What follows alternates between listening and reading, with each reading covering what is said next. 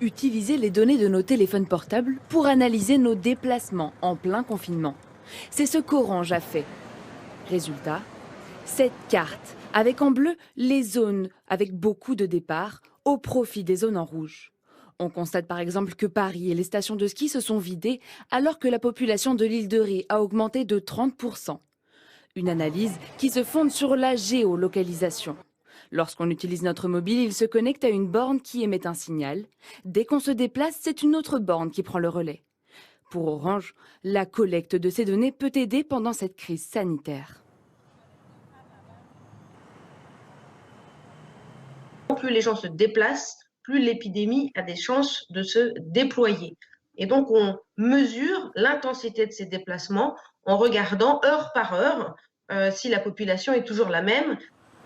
Des données qui sont transmises à l'Institut national de la santé et de la recherche médicale. Une fois qu'on aura les données, on va étudier les données en temps réel, on pourra vraiment évaluer l'impact sur la population, par exemple le nombre de cas hospitalisés et les besoins des hôpitaux. Un système étendu à l'échelle européenne à la demande de la Commission.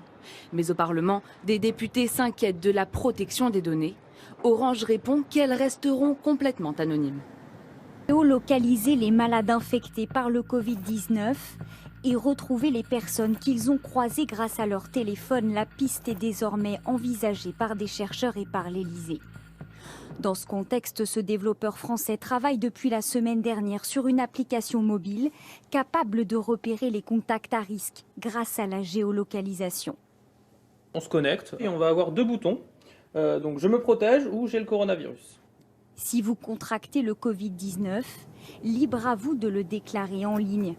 L'application remonte alors tous vos déplacements et avertit les personnes que vous avez croisées par un message d'alerte. Une fois qu'on a fait ça, on va faire tourner un algorithme avec une petite dose d'intelligence artificielle qui va regarder où vous êtes allé sur les 14 derniers jours. Le concepteur de l'application affirme que vos informations sont effacées au bout de 14 jours. Mais pour cet avocat, ces technologies ne sont pas sans danger. Est-ce qu'une personne infectée va s'inscrire avec un consentement qui est libre, parfaitement éclairé? Est-ce qu'on est parfaitement informé des types de traitements, des types de données qui sont traitées? Est-ce qu'on sait ce qu'elles deviennent? Qu'est-ce qu'on en fait derrière? Protection de la vie privée ou pas, à Hong Kong, les autorités vont déjà plus loin. Les voyageurs arrivant de l'étranger doivent désormais porter ce bracelet électronique relié à leur portable. Ils permettent aux autorités de vérifier en temps réel qu'ils respectent leur quarantaine obligatoire.